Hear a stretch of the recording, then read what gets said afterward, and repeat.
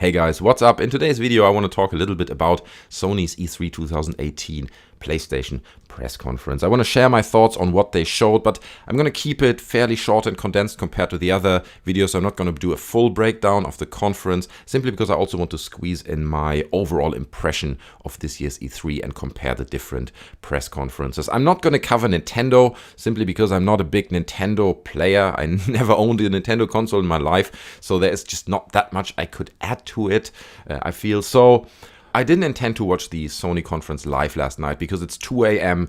here in Britain. I was still awake, so I kind of thought I'd just watch the beginning of it and probably I'll fall asleep.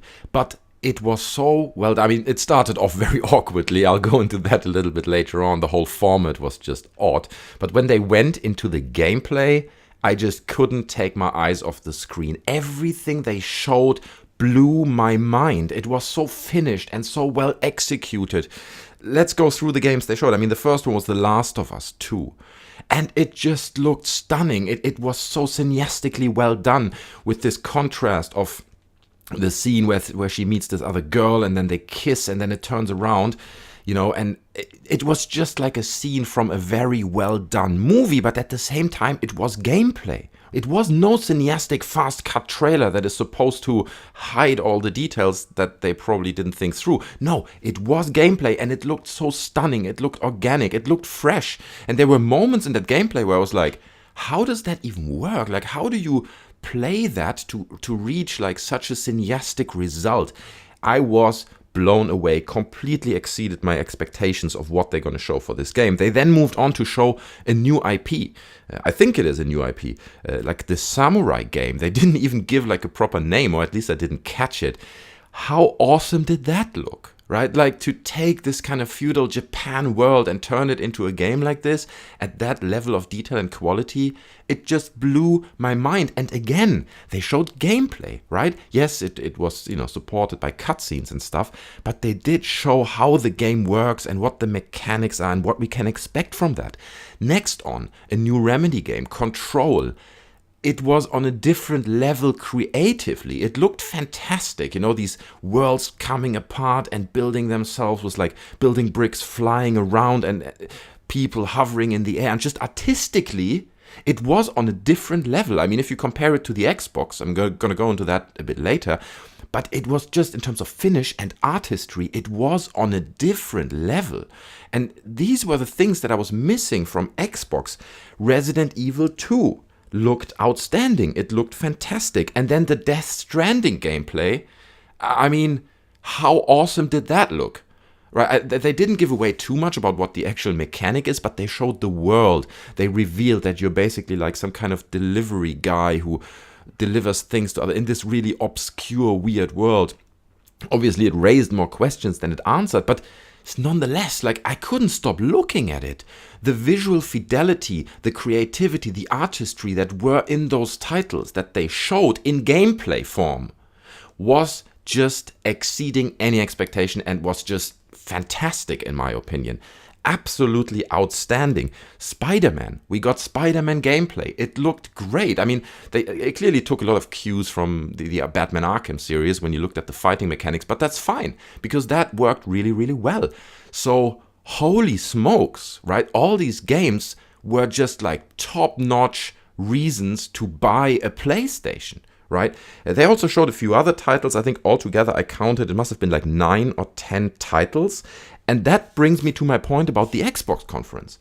Xbox showed 50 games, right? And loads of 15 exclusives and 18 world premieres or whatever the numbers were, but nothing stuck. If you ask me now, hey, what was your favorite awesome one thing you remember about the Xbox conference? I couldn't even tell you what it was, because nothing really stuck. It was just a bombardment of trailers, right? It wasn't bad, and they clearly have a lot of content. But in comparison, PlayStation showed 9 or 10 games, and like from those 9 or 10 games, 7 or 8 were just incredible. Like reasons to buy a console. So I think it is, again, it comes back to this quality over quantity debate. What we've seen from Sony yesterday just hammered home the reason to buy a PlayStation. And also the presentation. I mean, yes, the format overall was a bit odd, obviously, but At Xbox, we just got these really fast cut trailers, and here's another one, but you don't know what the games are. You haven't seen gameplay, and nearly everything they showed at the Sony conference included extensive gameplay footage, where you get an idea what the game is. And it wasn't boring. It's not that you have to hide behind anything, for showing the gameplay. They confidently showed it, and it looked incredibly good. Like, all the games they showed looked just incredibly good. Another aspect that kind of hit me when you compare these two conferences, Xbox and PlayStation, was that everything at the Xbox conference needed to have a exclusive world premiere thing.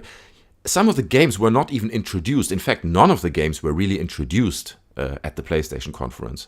Because people know what it is. And even you don't know what it is, you will want to know what it is afterwards. Because it was so crazy impressive.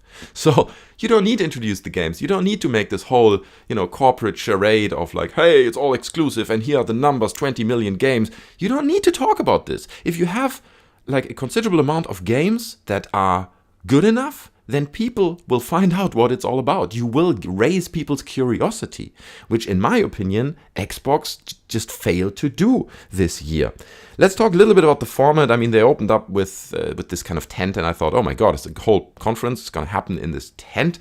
But it was clearly just like a venue that supported the Last of Us trailer or the gameplay footage. So that was cool. I loved how they bridged the gap when you swapped from the shot in the room to the trailer, and you realize, oh wow, that's actually nearly the same venue. It looks very similar. So that was a nice thing. They had a few sound issues in the beginning, and generally, like, they had these really weird, disturbing clips that just separated the trailers. Nobody was on stage. There was no host as such for the show. And they had this guy who was just playing the Japanese flute, or the other guy who played the banjo in the beginning. You can argue back and forth about that. Maybe you like it, maybe you don't like it. What I did like about it, that it felt artistic, it felt confident, right? Because they're like, we don't need to talk about our games. Here's a trailer, look at it, and you will be blown away. It felt unexpected, and with all that, it kind of felt memorable.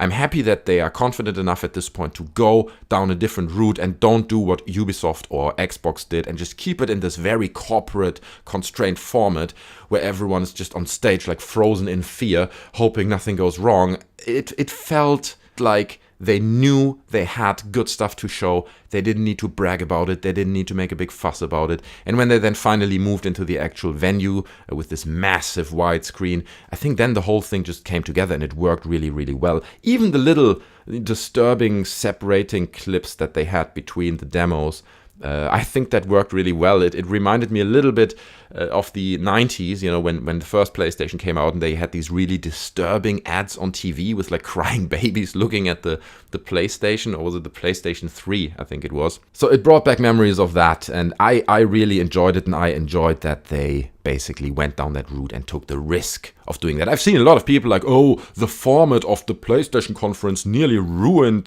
No, it didn't ruin anything. It was fine because the content was there, the games were there, and they just looked incredible. Like, the level of artistry was just on a different level compared to what we've seen from Xbox, for example. So let's look at this year's E3 overall. Like, the press conferences I've covered, I made videos about each single one.